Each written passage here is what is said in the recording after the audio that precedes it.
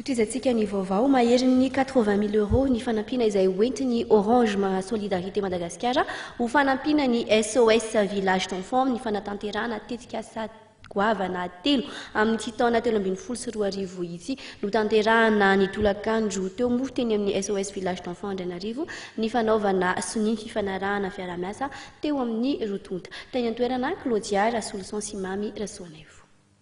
Mitohatra ny fanohanan'ny orinasa Orange amin'ny alalan'ny fikambanana Orange Solidarité Madagascar, ny fikambanana SOS Village d'Enfants Madagascar, izay fikambanana iray manome fiainam-baovao an'ireo ankizy kamboty sy sahirana. Maherin'ny 4 alina euro ny fanampiana hoentin'ny Orange Solidarité Madagascar any SOS Village d'Enfants amin'ity taona ity, ary vitan'ny tolakandro teo ny fanaovana siny ny fifanarahana mikasika izany.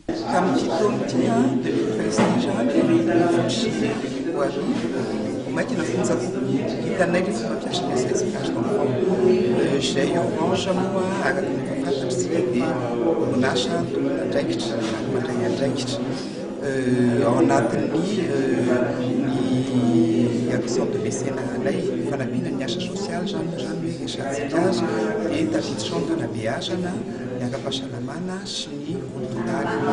ka raha tamin'ity taona ity nandefa taminay ny SOS Village d'Enfants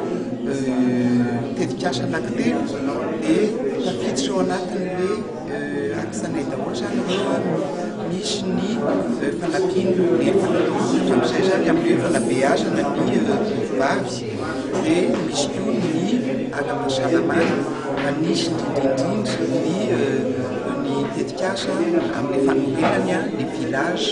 SOS Village d'Enfants anankiray ny ane Fort d'Oran. Na dia eo azany krizy dia misy hatrany ireo orinasa tompon'andraikitra no manolo-tanana amin'ireo asa samihafa hoentina miany ankizy raha ny voalazan'ny filohan'ny SOS Village d'Enfants Madagascar. Fatona misy ny krizy tetantsika izay zany dia mbola misy ihany ny orinasa izay mbola manampy ny fikambanana ohatran'ny Village d'Enfants SOS ka tena mampisongadina ny andro androany dia mbola mitombo ihany ny abetsaka ny fanampiana amin'ny Fondation Orange ny Association Village d'Enfants Madagascar satria mitetina 80 000 euros mahery zany betsaka ny fanampiana io. Hitasoritra tokoa ireo vokatry ny asa sahan'ny SOS Village d'Enfants